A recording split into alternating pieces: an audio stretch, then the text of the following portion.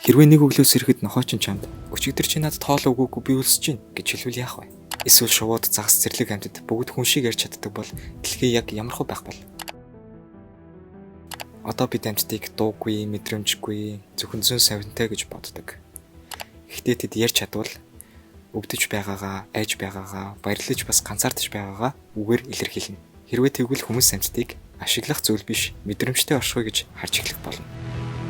Төсөөлөд үзтээ өхөрхөн дахиа намайг битгий хаал гэж хэлвэл мэдээж олон хүн мах идгээ багасгана. Ан ангийнхан цөөрнө. Амьтны эрхийн хөл чанарна. Магадгүй лабораторид хиймэл мах ургамлын гаралтай хоол илүү хурдан хөгжих болно. Нохооч нь Надаар тоглооч. чи ууртай байна уу? Эсвэл муурч нь Намайг тайван орхи гэж ярил магадгүй хүн амьтны харилцаа илүү амар байх болно. Ингэснээр амьтдыг орхих, зодох, үл хайхрах нь ёс суртахууны хувьд хүлээмж шөрөгдөхгүй болно.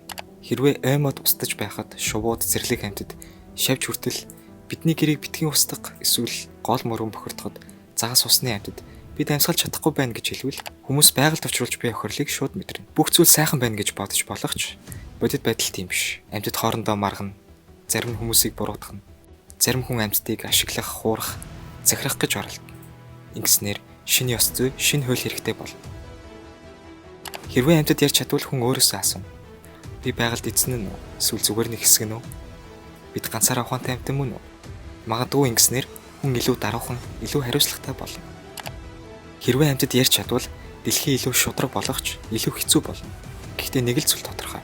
Амьтад ярьж чаддаг хэсгээс үл хамааран тэд мэдэрч, зовж баярладаг. Магадгүй тэд одоо ч бидэнд үггүйгээр тохио өгсөөр байна.